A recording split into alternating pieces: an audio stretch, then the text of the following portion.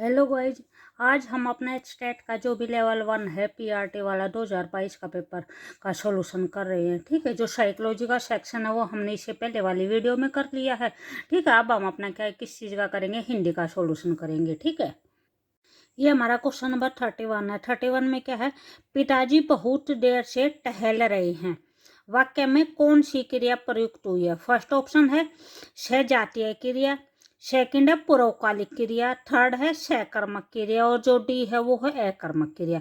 तो यहाँ पे जो भी हमारी क्रिया है वो क्या है, टहल रहे हैं। तो टहल रहे हैं हमारी कौन सी क्रिया है, अकर्मक क्रिया है। ठीक है, उसके बाद नेक्स्ट है 32 में है के लिए और को किस कारक के चिन्ह हैं। ठीक है, ये हमारी ये पूछ रखा है कि जो के लिए है और को है ये कौन से कारक के चिन्ह हैं, संबंध के हैं, संप्रदान के हैं, अपादान के हैं या फिर ये करण कारक के हैं। तो ये हमारे के लिए और को किस कारक के चिन्ह होते हैं, हमारे संप्रदान के होते हैं। ठीक है, उसके बाद है नेक्स्ट है 33, कवि शब्द का स्त्रीलिंग रूप होगा, जो कवि का है वो स्त्रीलिंग रूप क्या होगा, कवि यित्री होगा, कवयित्री होगा या कवि यित्री होगा या फिर ये होगा। तो यहाँ पे हमारा जो भी करेक्ट है वो कौन सा हो जाएगा, ऑप्शन नंबर बी हो जाएगा, कवयित्री होता है। ठीक है, उसके बाद नेक्स्ट क्वेश्चन है क्वेश्चन नंबर 34 है। 34 में क्या है, निम्न में से कौन सा शब्द है जो पुल्लिंग है, पुल्लिंग शब्द बताना है।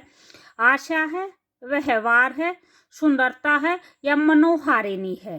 ठीक है, तो जब भी हम पुल्लिंग शब्द छाटते हैं तो उसके लिए क्या करते हैं कि जो भी वर्ड होता है, वर्ड क्या है कि हम मेरा या मेरी वर्ड लगा के देखते हैं।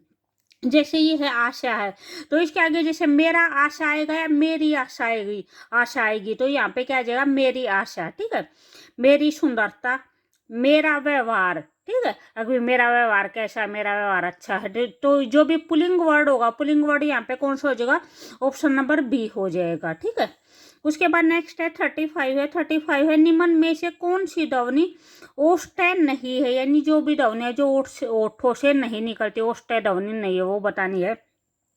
ऊ है, वह है, बे है या फिर ये है। तो यहाँ पे हमारा आंसर कौन सा हो जाएगा, ऑप्शन नंबर डी हो जाएगा। ठीक है, उसके बाद नेक्स्ट है 36 है। 36 में क्या है, किस विकल्प में अम्बुज और अम्बुद शब्द युगम का सही अर्थ बताना है। ठीक है, तो यहाँ पे ए ऑप्शन है जल और बादल है, बी ऑप्शन है कमल और बादल है, सी ऑप्शन है बादल और कमल है और जो डी ऑप्शन है वो है पृथ्वी और आकाश है।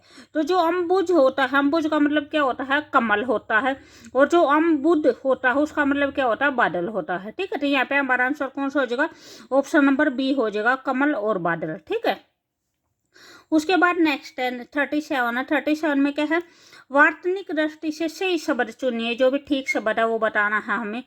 तो यहाँ पे क्या दे रखा है, सौहार्द दे रखा है, अतिशयोक्ति दे रखा है, तो दो प्रांत दे रखा है और आजीविका दे रखा है। तो यहाँ पे जो भी हमारा ठीक होगा वो कौन सा हो जाएगा, ऑप्शन नंबर डी हो जाएगा, आजीविका।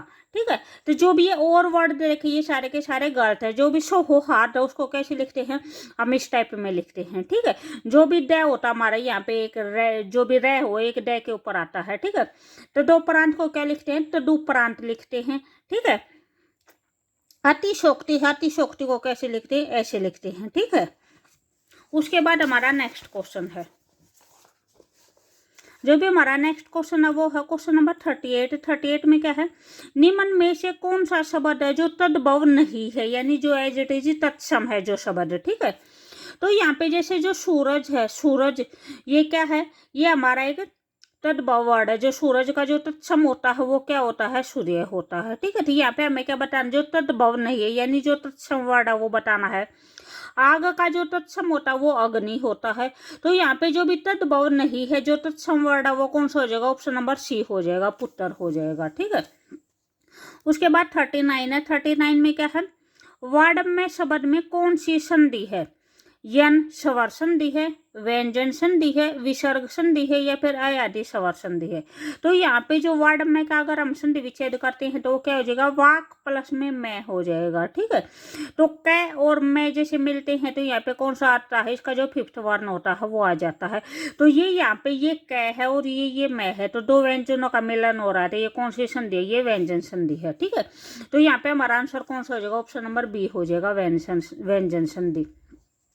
उसके बाद अब 40 में क्या है, निम्न में से शुद्ध वाक्य कौन सा है। ठीक है, फर्स्ट है ए सत्य बोलना उसकी आदत था, तो ये क्या हो जाएगा, गलत हो जाएगा। इसमें क्या बोल रखा है, शुद्ध वाक्य बताना है, जो ठीक वाक्य है वो बताना है। तो यहाँ पे उसके बाद है मैंने तो गलत काम करना ही नहीं, तो ये भी गलत है। यहाँ पे क्या आएगा, मुझे तो गलत काम करना ही नहीं। सी है बच्चे को काट कर फल खिलाओ, तो ये भी गलत हो जाएगा।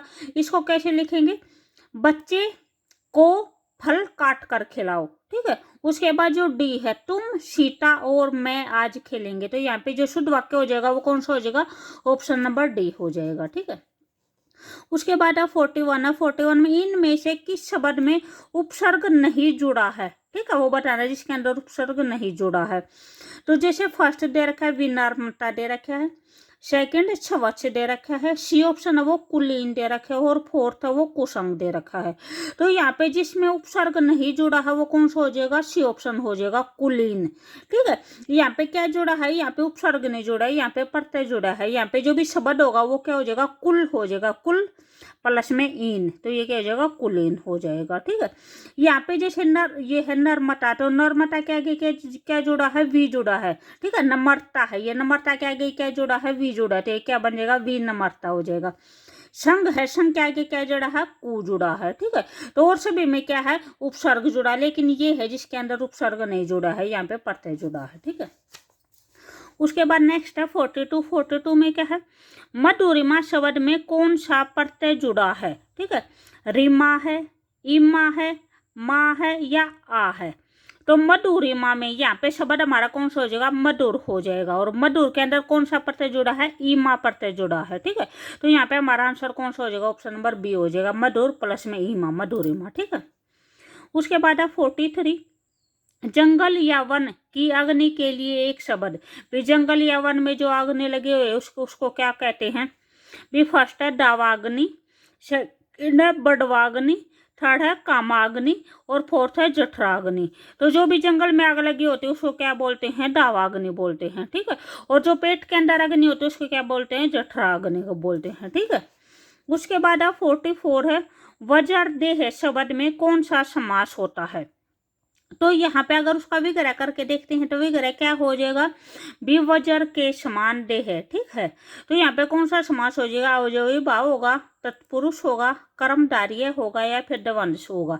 तो यहाँ पे हमारा आंसर कौन सा हो जाएगा, कर्मधारय समास हो जाएगा। ठीक है, जहाँ पे है जो वर्ड या के समान वर्ड आता है तो वहाँ पे कौन सा होता है, कर्मधारय समास आता है। ठीक है, उसके बाद अब 45। 45 में क्या है, अरे जरा इधर तो आ, वाक्य में अवयव का भेद बताना भी कौन सा भेद है। फर्स्ट है समुच्चय बोधक है, सेकंड है संबंध बोधक संबंध सूचक अवयव है, थर्ड है कालवाचक क्रिया विशेषण है, या फोर्थ है विस्मयादि बोधक अवयव है। तो यहाँ पे जो भी अरे वर्ड है वो कौन सा है, विस्मयादि बोधक है। ठीक, अरे है, वाह है, ओहो है, ये सारे वर्ड कौन से होते हैं, विस्मयादि बोधक होते हैं। तो यहाँ पे हमारा आंसर कौन सा हो जाएगा, ये हो जाएगा। ठीक है, तो अगर आपको वीडियो अच्छी लगे तो प्लीज़ लाइक शेयर और सब्सक्राइब जरूर करें। ठीक है, जो नेक्स्ट सेक्शन है वो हम अपनी नेक्स्ट वाली वीडियो में करेंगे।